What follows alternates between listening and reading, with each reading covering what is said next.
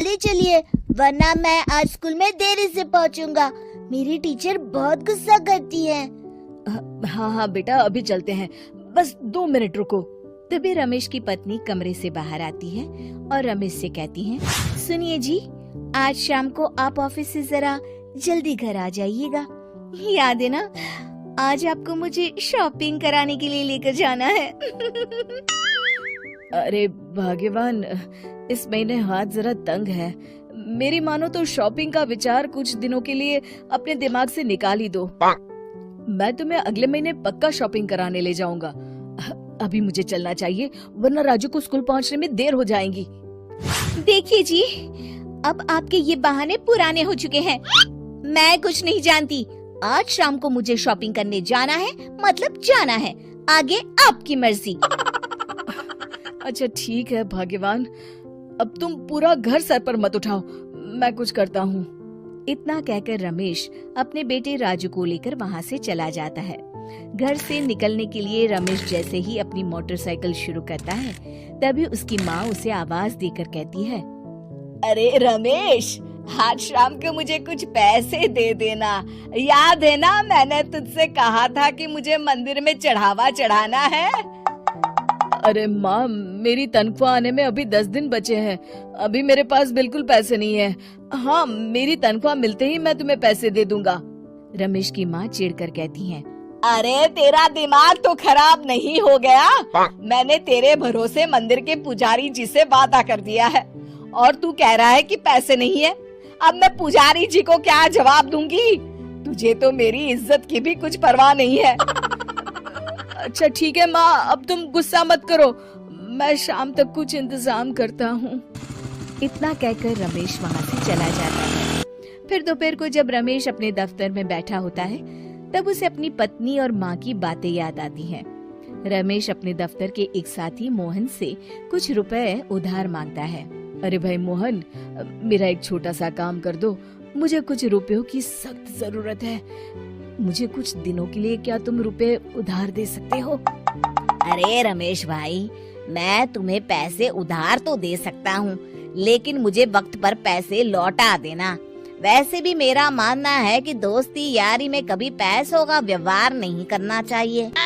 ये कहावत तो तुमने सुनी ही होगी कि उधार प्रेम की कैंची है।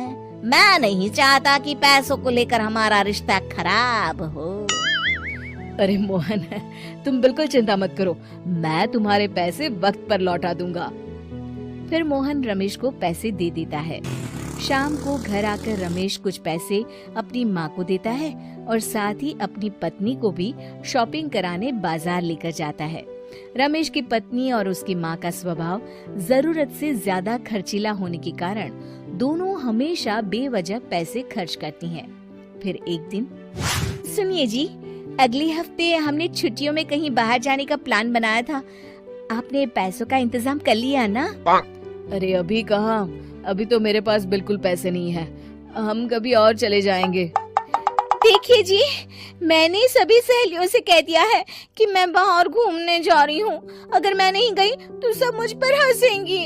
आप कहीं से भी पैसों का इंतजाम कीजिए जी। इतना कहकर रमेश की पत्नी वहाँ से चली जाती है। वहीं दूसरी तरफ रमेश की माँ भी तीर्थ यात्रा जाने की जिद करती है और रमेश से पैसे मांगती है। फिर अगले दिन रमेश एक सेठ से पैसे उधार लेकर अपनी पत्नी और बेटे को घुमाने ले जाता है और अपनी माँ को भी तीर्थ यात्रा पर भेज देता है। लेकिन जैसे ही रमेश अपनी छुट्टियां बिताकर वापस आता है, कर्जदार उसका जीना मुश्किल कर देते हैं। इतना ज्यादा कर्ज एक साथ अपने ऊपर देख रमेश काफी परेशान रहने लगता है। फिर एक दिन राजू की स्कूल की फीस वक्त पर न भर पाने के कारण रमेश को स्कूल में बुलाया जाता है। स्कूल के प्रिंसिपल साहब रमेश को सख्त हिदायत देते हैं कि अगर वक्त पर स्कूल की फीस नहीं भरी गई तो उनके बेटे का नाम स्कूल से काट दिया जाएगा। अपने बेटे की स्कूल की फीस भरने के लिए रमेश अपने दोस्त गिरधारी से कुछ पैसे उधार ले लेता है और स्कूल की फीस भर देता है। रमेश की माँ और उसकी पत्नी खर्चे और घर की जिम्मेदारी संभालते संभालते धीरे धीरे रमेश पूरी तरह कर्ज में डूब जाता है। और तभी एक दिन दफ्तर में काम करते समय रमेश की तबीयत अचानक बिगड़ जाती है। और वो बेहोश होकर गिर पड़ता है। उसे जल्दी से पास के एक अस्पताल में भर्ती कराया जाता है। रमेश के घर वालों को ये बात पता चल जाती है तो वे सभी अस्पताल पहुंचते हैं। अस्पताल के डॉक्टर साहब उन्हें बताते हैं, देखिए, देर रात तक जागने और जरूरत से ज्यादा काम करने की वजह से इन्हें चक्कर आ गया था। बेहतर यही होगा कि इन्हें कुछ दिनों के लिए पूरी तरह आराम करने दिया जाए। रमेश की हालत देखकर उसके बेटे राजू को बहुत गुस्सा आता है और वो अपनी दादी और माँ से कहता है, माँ, दादी, मैं इतना छोटा हूँ, फिर भी मैं इतना समझता हूँ कि पिताजी दिन रात दफ्तर में काम करके पैसे कमाते हैं। पिताजी अकेला पूरा घर संभालते हैं और आप दोनों अपने फिजूल के खर्चों के लिए उन पर दबाव डालते रहते हैं। आज पिताजी की हालत के जिम्मेदार तो आप दोनों हैं।